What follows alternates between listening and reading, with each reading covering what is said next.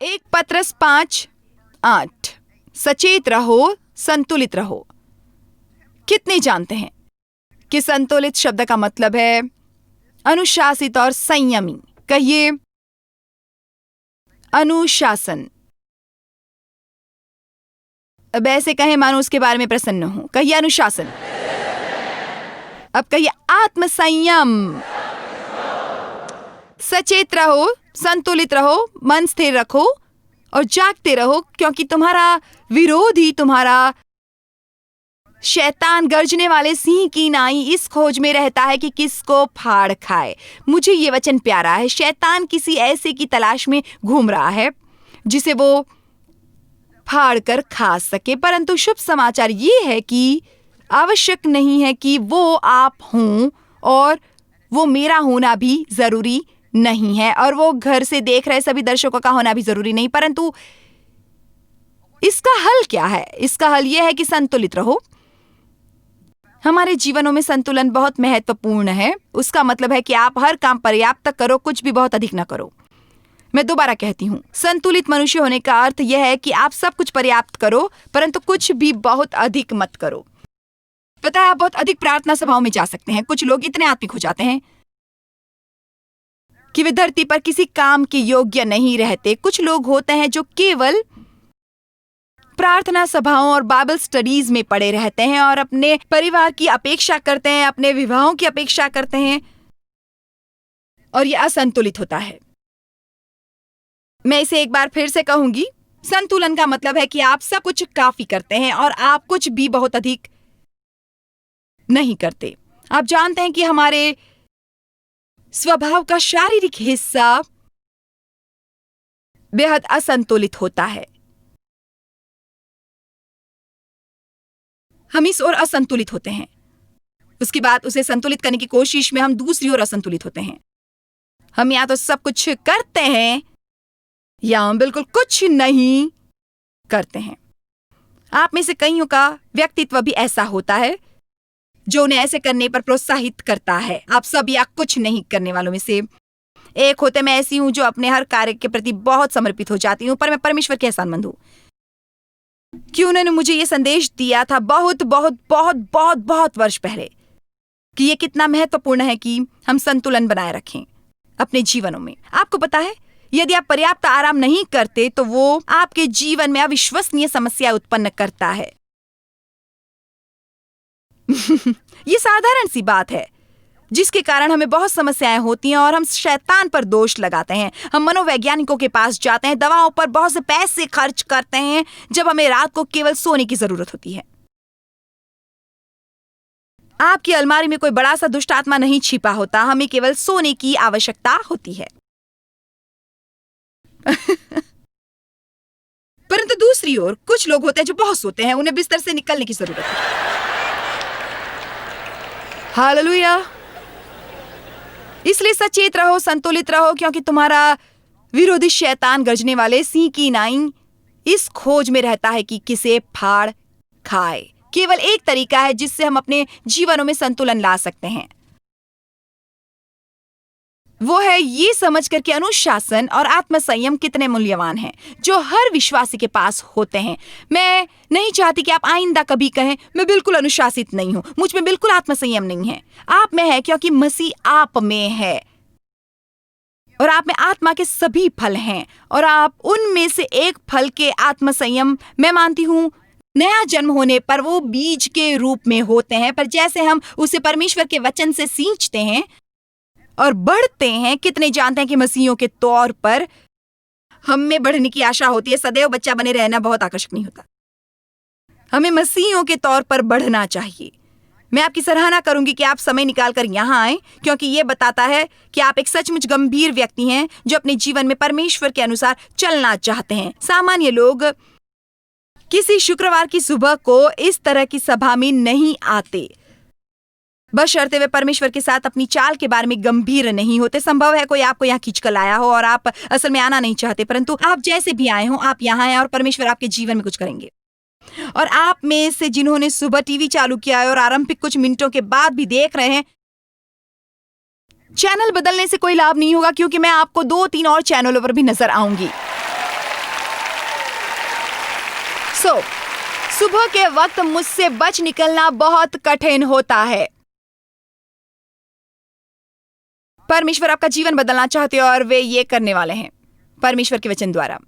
इसलिए अनुशासन और आत्मसंयम बेहद महत्वपूर्ण है। किसी कारणवश सभी उनसे घृणा करते हैं। अनुशासन, हे प्रभु, मैं यहाँ इन अनुशासन और आत्मसंयम के बारे में सुनने नहीं आया हूँ। मेरे जीवन में समस्याएं हैं, मुझे विश्वास है कि आपको है। यदि आप अनुशासन और आत्मसंयम के बारे में सुनना नहीं चाहते, आपको शायद बहुत सी समस्याएं हैं और हमेशा रहेंगी। यदि आप इसके बारे में सुनने को तैयार नहीं है, मैं अब वो दोहराना चाहती हूँ जो मैंने कल कहा था, क्योंकि मैं जानती हूँ कि सब हर सभा में नहीं आते और ये इसका बहुत बहुत महत्वपूर्ण हिस्सा है। चाहे परमेश्वर हमें अनुशासित और संयमी बनने को कहते हैं, हम फिर भी उनके बगैर ये नहीं कर सकते। ये दिलचस्प है ना कि हम वो भी अपनी इच्छा शक्ति के बल पर नहीं कर सकते जो करने को परमेश्वर कहते हैं। इसलिए मैं आपको इसलिए प्रोत्साहित नहीं कर रही कि आप कहें मैं घर जाऊंगा और अपने जीवन को पूर्णतः व्यवस्थित करूंगा, मैं ऐसा करूंगा और मैं वैसा करूंगा, क्योंकि मैं बता सकती हूं कि वैसा कुछ नहीं होगा। पर आप ऐसा कर सकते हैं कि घर जाकर अपने नोट्स निकाल सकते हैं, आप बैठ सकते हैं रविवार या सोमवार की सुबह और मंगलवार, बुधवार, गुरुवार की या जितनी भी सुबह लगे, जब तक आप समझ नहीं लेते, आप अपने नोट्स को पढ़ें और अनुशासन और संयम पर मिलने वाले हर संभव वचन को पढ़ें और अपने जीवन के कुछ पक्षों के बारे में लिख सकते हैं जहां आपको अनुभव हो कि आपको प्रगति की जरूरत है। उसके बाद आप उसके बारे में प्रार्थना करना आरंभ करें और कहें, परमेश्वर, मैं सहमत हूं कि मेरे जीवन में ऐसे पक्ष हैं जो असंतुलित हैं और मैं बदलना चाहता हूं, पर मैं इसी वक्त कहना चाहती हूं, आरंभ में ही कहना चाहती हूं कि आपके बगैर नहीं कर सकता। मैं सचमुच दिल से मानती हूं कि ये एक चीज है जिसकी मसीह कलीसिया के लोग अपेक्षा करते हैं। हम क्यों वचन सुनना चाहते हैं? वचन सुनने जाते हैं, वचन सुनने जाते हैं, वचन सुनने जाते हैं, हमेशा वचन सुनने जाते हैं, गिरजे जाते हैं, गिरजे जाते हैं। ऐसा नहीं है कि हम बदलना नहीं चाहते, हम में से ज्यादातर बदलना चाहते हैं, पर कुछ लोगों को इसकी परवाह नहीं होती। परंतु आप में से अधिकतर आज यहाँ है क्योंकि आपको परवाह है, और आप यहाँ हैं क्योंकि आप बदलना चाहते हैं। एक दिलचस्प बात बताती हूं, मैं ईमानदार बनूंगी और आपसे कहूंगी कि केवल मुझ में अनुशासन और आत्मसंयम पर सिखाते हुए काफी नहीं है। वो पहली का हिस्सा है, परंतु आप मुख्य हिस्से की अपेक्षा नहीं कर सकते, जो है पवित्र आत्मा। मैंने बहुत से संदेश सुने थे और बहुत सी सभाओं में गई थी, मैंने प्रार्थना की और मैं रोई थी और मैंने दुष्ट आत्माओं को फटकारा था, और हाँ, मैं थोड़ी प्रगति कर रही थी, परंतु मेरे जीवन में अभी भी बहुत समस्याएं थी। जब मैंने जाना कि उसके बगैर मैं कुछ नहीं कर सकती थी, इसलिए मैंने नियमित रूप से आरंभ किया परमेश्वर के साथ उत्तम समय गुजारना हर सुबह, हर सुबह। मुझे खुशी है कि आप यहाँ हैं, पर मैं ये पसंद करूंगी कि आप परमेश्वर के साथ व्यक्तिगत समय बिताएं। यदि आपको चुनाव करना पड़े यहाँ आने और परमेश्वर के साथ व्यक्तिगत समय बिताने का, आप वो करें। मेरे टीवी प्रोग्राम को अपना परमेश्वर के साथ समय न समझें। मैं अपने दर्शक नहीं खोना चाहती, मैं बताना चाहती हूं कि आपको शिक्षा की जरूरत है, परंतु उसके बाद आपको परमेश्वर के पास जाना चाहिए। आपके प्रचारक, आपके पादरी, वे सब परमेश्वर नहीं हैं। उनसे विश्वास प्राप्त न करें, अपना विश्वास कायम करें, परमेश्वर के साथ अपना संबंध बनाएं। मेरे पादरी कहते हैं, मेरी माँ कहती है, जॉयस ये कहती हैं। मुझे खुशी है कि आपको पता है कि मैं क्या कहती हूं, पर क्या वो आपके जीवन में काम कर रहा है? इसलिए मुझे अनुभव होता है कि हमें पहेली के सभी टुकड़े मिलते हैं। हम गिरजे जाते हैं, एक टुकड़ा है, हम संदेश सुनते हैं, वो एक दूसरा टुकड़ा होता है, हम जॉयस मैया की सभा में जाते हैं, वो एक टुकड़ा होता है, हम कोई अच्छी मसीह सीरियल देखते हैं, हम अपनी बाइबल पढ़ते हैं, वो एक टुकड़ा होता है। परंतु फिर परमेश्वर के पास जाकर कहना चाहिए, मैं आपके बगैर कुछ नहीं। परमेश्वर की प्रतीक्षा करना सीखें कैसे उनकी उपस्थिति में प्रवेश करना और वहीं बने रहना है, चाहे आपको 30 सेकंड के साथ आरंभ करना पड़े। अपना मुंह बंद रखकर अपने दिल से कहे, मैं यहाँ एक कंगाल मनुष्य के रूप में आया हूं। मेरे पास आपके अलावा कुछ नहीं है, परंतु आप मेरे लिए काफी हैं। मैं चाहता हूं कि आप इसे अर्थपूर्ण बनाएं मेरे जीवन में। मुझे शक्ति दे परमेश्वर। यदि आप किसी ऐसे के साथ विवाहित है जो आपके लिए सचमुच एक बुरा सपना है, परंतु आपको पता है परमेश्वर चाहते हैं कि आप बने रहें क्योंकि आप विश्वास कर रहे हैं। मेरी एक बात याद रखिए, परमेश्वर नहीं चाहते कि हर कोई उस व्यक्ति से दूर भागे जिसके साथ मित्रतापूर्वक न रह सके। परमेश्वर आपको बर्दाश्त कर रहे हैं और उन्हें अच्छा लगेगा यदि आप किसी और को बर्दाश्त करें। हम आज ये सभा नहीं कर रहे होते यदि मेरे पति ने मुझे बर्दाश्त न किया होता। आपको जीवन में हर समय उस चीज से भागने को मिलता है जो कठिन होती है। वो अनुशासित जीवन का एक हिस्सा है। कई बार हमें वहां बने रहना पड़ता है जहां हम नहीं रहना चाहते, चाहे हमें वहां असुविधा होती है। उसके अलावा दूसरी ओर कई बार आपकी कुछ लोगों से दूर रहने की इच्छा होती है जो आपके मित्र होते हैं, और आप कई बार उनके परिवार वाले भी जो आपके आत्मा में जहर घोलते हैं। कई बार आपको दफ्तर में भोजन की मेज पर बैठे निरर्थक बातें करने वालों से दूर रहना पड़ता है। जैसा कि बाइबल में कहा, यदि तुम्हारी आंख परेशान करे उसे खींच निकालो, यदि तुम्हारा हाथ परेशान करे उसे काट डालो, यदि खाने की मेज ठेस पहुंचाए उससे दूर रहो।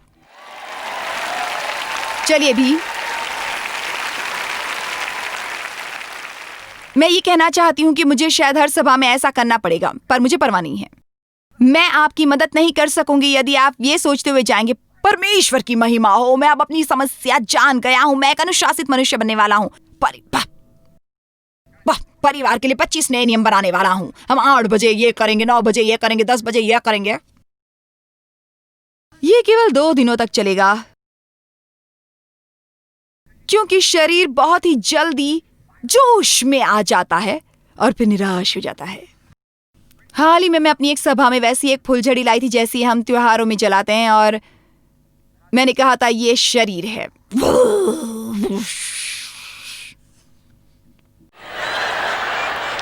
यहाँ आओ। हाँ,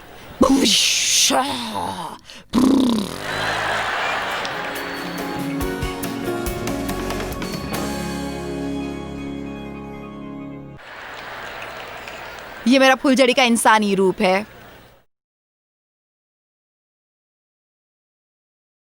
याकूब 4:17 के अनुसार जो कोई भलाई करना जानता है और वो नहीं करता उसके लिए पाप है। क्या मैं कह सकती हूँ कि हम उतनी आज्ञाकारी नहीं करते जितनी शिक्षा आप पाते हैं? कुछ तो इतने गिरजों की सीटों पर बैठे हैं कि उनका पिछवाड़ा सपाट हो गया है। गिरजे में बैठने से आप में बढ़ती उम्र का फैलावा आ गया है।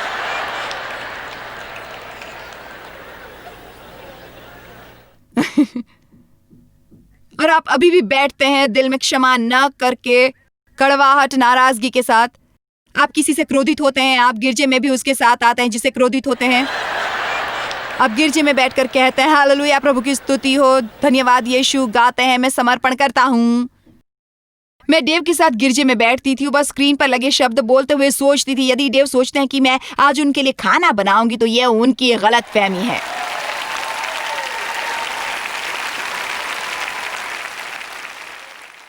आप आमीन कहते हैं, इसका यह मतलब नहीं कि आप समझ गए हैं। कई बार सबसे अधिक बोलने वाले सबसे कम जानते हैं।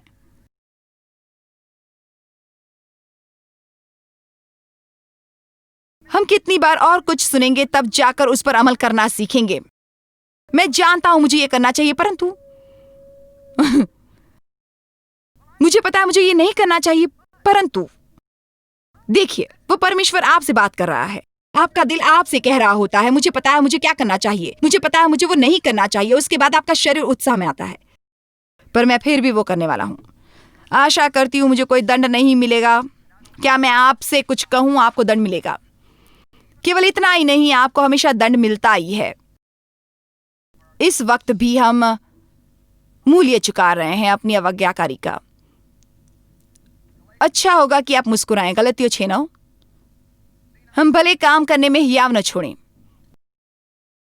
क्योंकि यदि हम ढीले न हों तो ठीक समय पर कटनी काटेंगे। विस्तारित में देखते हैं, हम भले काम करने और भला व्यवहार करने में हियाव न छोड़ें, क्योंकि यदि हम ढीले न हों और कमजोर न पड़े। यदि हम अपना साहस छोड़कर कमजोर न पड़े तो नियत समय पर कटनी काटेंगे। मैं आपसे कुछ कहूं, त्याग करने के लिए किसी विशेष योग्यता की जरूरत नहीं होती। मेरे समेत हम सभी की कई बार वो करने की इच्छा होती है, परंतु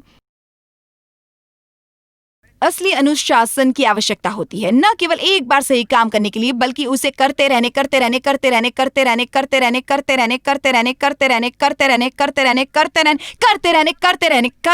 लिए, जब तक कि आप कामयाब नहीं हो जाते। एक बार सही काम करना कठिन नहीं होता। आपके लिए कठिन नहीं होता साधनों की मेज तक जाकर उनमें से कई चीजें खरीदकर उन्हें घर ले जाकर अलमारी में सजा देना और सोचना कि ये ऐसे आत्मिक दिखते हैं।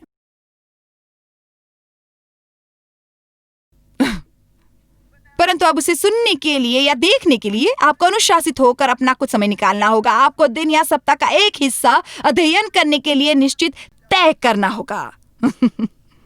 अध्ययन द्वारा दिखाओ कि तुम स्वीकृत हो। एक आखिरी काम में शर्म नहीं करनी चाहिए। लोग केवल इसलिए परमेश्वर के साथ समय नहीं बिताते क्योंकि वे अपने को उसके लिए अनुशासित नहीं करते, किसी अन्य कारण नहीं। मैं आज आपको हर काम के लिए बहाने बनाने बंद करने के लिए प्रोत्साहित करूंगी। यदि आप व्यायाम नहीं करने वाले हैं, ये न कहे नहीं कर सकता, केवल सच सच कहे मैं करना नहीं चाहता।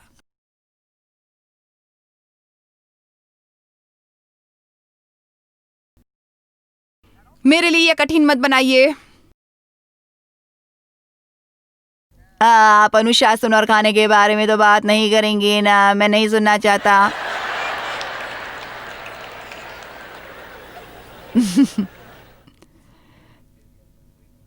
मेरा उस पर वश नहीं चलता। जब मैं एक चॉकलेट देखता हूं तो मुझे दर्जन खाने की इच्छा होती है। ये जरूरी नहीं, बिल्कुल नहीं। आपको कहना चाहिए मैं चॉकलेट खाऊंगा यदि मुझे खानी होंगी, और यदि मुझे नहीं खानी तो नहीं खाऊंगा, तो मैं वो नहीं खाऊंगा, क्योंकि मुझ में अनुशासन और आत्मसंयम है।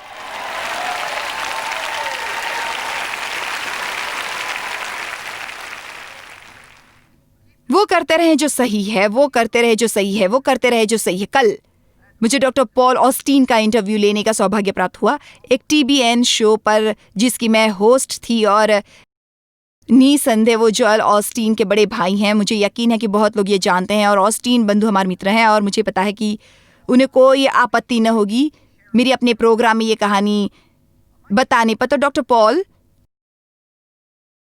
एक सर्जन हैं, और वे एक बहुत सफल सर्जन थे बहुत वर्षों तक, और उन्होंने कहा कि वे एक ऐसी स्थिति से आए जहां उन्हें अपने अंदर एक असंतोष बढ़ता हुआ महसूस हुआ, परंतु उन्हें उसका कारण समझ नहीं आया। उन्होंने सोचा, क्या मुझे जीवन के मध्य में होने वाला संकट महसूस हो रहा है?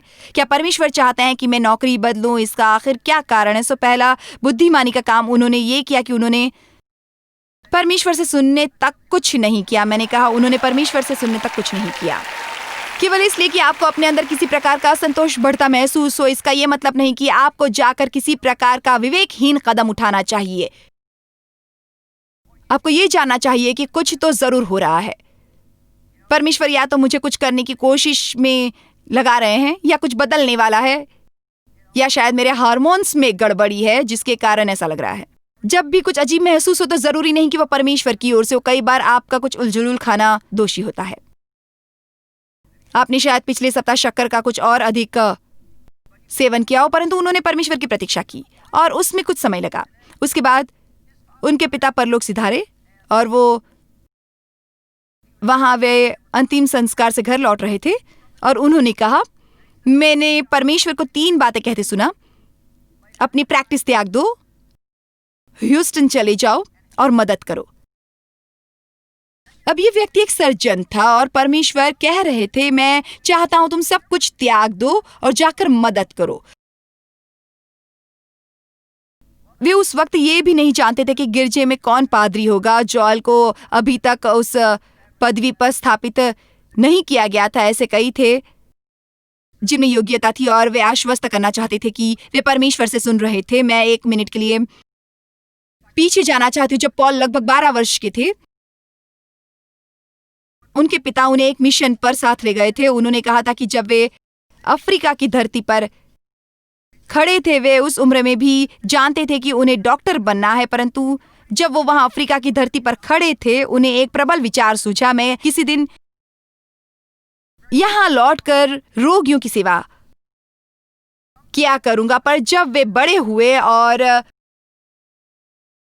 उन्होंने पढ़ाई पूरी की तो कहीं और प्रैक्टिस आरंभ की, और अब परमेश्वर उन्हें वो सब त्यागने को कह रहे थे। सो उन्होंने अपने सभी मेडिकल मिशंस को भुला दिया और वे वहां एक गिरजे में सहायक के तौर पर काम करने लगे, और उन्होंने कहा कि वे उसका 18% काम कर रहे थे जितना वे एक सर्जन के तौर पर कमा रहे थे। मैं अब आपको कुछ बताना चाहती हूँ, ऐसे बहुत कम लोग होंगे इस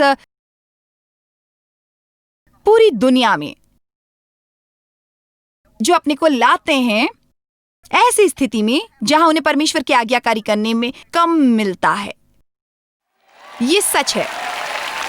बहुत कम लोग होंगे जो किसी अद्भुत काम को छोड़कर कुछ ऐसा करते हैं जो इतना बढ़िया नहीं होता, क्योंकि वे जानते हैं कि किसी अन्य चीज से अधिक उन्हें परमेश्वर के साथ शांति की जरूरत है, और उन्हें वैसा करने के लिए अनुशासन और आत्मसंयम की जरूरत पड़ी होगी, क्योंकि उनका शरीर बिल्कुल ऐसा नहीं करना चाहता होगा। हमें अपने दिमाग द्वारा नहीं, दिल द्वारा जीना सीखना है।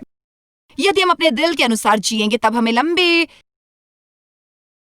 समय के लिए संतोष होगा, परंतु यदि हम अपने दिमाग के अनुसार जिएंगे, वो करेंगे जो सोचते हैं, जो चाहते हैं और अनुभव करते हैं, तब हम कभी स्थायी रूप से संतुष्ट नहीं होंगे। इसलिए वो वर्षों तक, सब लोग कहिए 6 वर्ष, 6 वर्षों तक वे वहीं रुके रहे मदद करने के लिए। एक दिन नहीं, एक सप्ताह नहीं, हम भलाई करते हुए थकने की बात कर रहे हैं।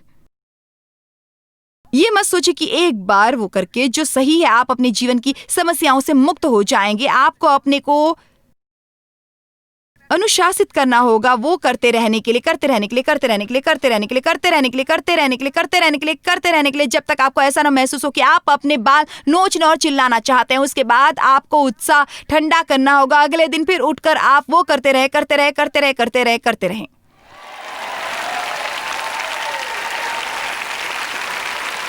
यदि कभी कभार आपका उत्साह थोड़ा कम होता है तो कोई बात नहीं, परमेश्वर समझते हैं। और हाँ, मैंने बहुत बार हिम्मत हार कर त्याग किया है। बहुत हुआ परमेश्वर, बहुत हुआ। मुझसे नहीं होता, बहुत हुआ, मैं त्याग कर रही हूँ। मैं आपसे बिल्कुल सच कह रही हूँ। एक बार मैं वही कर रही थी जब मैंने पवित्र आत्मा को पूछते सुना। सचमुच मैंने सोचा 1 मिनट रुको, आप बहुत उत्साहित लग रहे हैं। उसके बाद मुझे ये विचार आया, मुझे खुशी है कि तुम कुछ मिनटों के लिए त्याग कर रही हो, क्योंकि मुझे केवल तब की काम करने की इच्छा मिलती है, क्योंकि मैं शरीर को कामों में पड़कर ऐसे कोई काम करने की कोशिश नहीं कर रही। जब आप अपने को अनुशासित करते हैं वो करने के लिए जो आप जानते हैं परमेश्वर आपसे करवाना चाहते हैं, वो 6 वर्षों तक उसी स्थिति में रहे। उसके बाद किसी ने उन्हें किसी काम के लिए लंदन जाने को कहा, उसके बाद किसी और ने उन्हें किसी काम के लिए अफ्रीका जाने को कहा, और डॉक्टर पॉल को यात्रा करने की आदत नहीं थी, पर उन्होंने सोचा मुझे लग रहा है कि परमेश्वर मुझसे ये कह रहे हैं। वे अफ्रीका पहुंचे, वहां कुछ ऑपरेशनों में मदद की, और अब वे ऐसी स्थिति में है जहां वे हर वर्ष में 6 महीने अफ्रीका में मेडिकल मिशन करके बिताते हैं। तो यहाँ परमेश्वर ने उनसे बात की थी जब वे 12 वर्ष के थे। मैं चाहती हूँ कि आज किसी को इससे मदद मिले। परमेश्वर ने उनसे बात की थी जब वो 12 के थे। उन्होंने पढ़ाई की, एक सर्जन बने, बहुत सफल हुए, वे वर्षों तक वो करते रहे। दुनिया ने जिसे डिमोशन समझा था परमेश्वर के राज्य में, दरअसल वो एक पदोन्नति थी। क्या आप मेरे साथ सहमत हैं? परंतु अपने विचारों में वो पदोन्नति महसूस करते हैं और उन्हें वहां 6 वर्षों तक रुकना पड़ा। 1 दिन, 1 सप्ताह, 1 महीना नहीं, 6 वर्ष तक। 6 वर्ष, 665 गुना 6 दिन। उसके बाद अचानक उपलब्धि मिली। आप में से कईयों के साथ अचानक ऐसा कुछ होगा यदि वे हिम्मत नहीं करेंगे। पर आप अभी तक उस घटिया अनुशासन के स्तर पर हैं। आप अभी भी उस स्थान पर हैं जहां आप सोचते हैं परमेश्वर मुझे और कितने समय तक ये करना होगा, कब परमेश्वर। परमेश्वर कब? क्यों परमेश्वर क्यों? मैंने वर्षों पहले डेव से पूछा था, हम अपनी सेवकाई में कब ऐसी स्थिति में आएंगी जहां हमें हमेशा कुछ परेशान न कर रहा होगा, कब आएंगे, कब? और उन्होंने अपने लाजवाब अंदाज में मेरी ओर देखकर कहा था, कभी नहीं।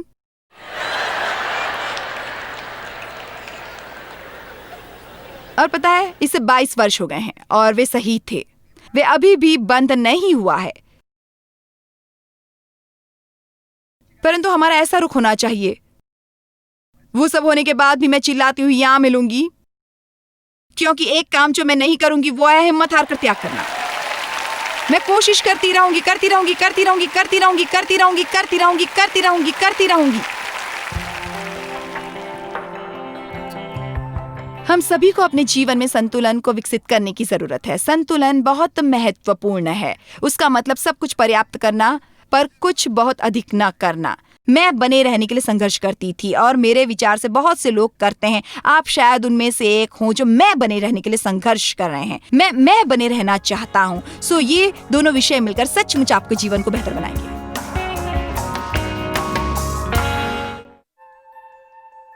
जॉय स्मायर मिनिस्ट्रीज में आप हमारे लिए कितने अहम हैं, इसका आपको अंदाजा नहीं। हम आपके आभारी हैं और हम धन्यवाद करते हैं अपने सब मित्रों और सहयोगियों का कि उन्होंने इस विश्वव्यापी सेवकाई को संभव बनाया। मिलकर हम भूखों को खिला रहे हैं, गरीबों को पहना रहे हैं और कई देशों में सुसमाचार पहुंचा रहे हैं। कृपया हमसे संपर्क करें या विजिट करें jmmindia.org पर। आज ही अपनी प्रार्थना के अनुरोध बताने के लिए, हमारे साधनों के बारे में और जानकारी और जॉयस की सभाओं का शेड्यूल जानने के लिए और हमारे सहयोगी बन जाएं दुनिया भर में मसीह का प्रेम बांटने के लिए।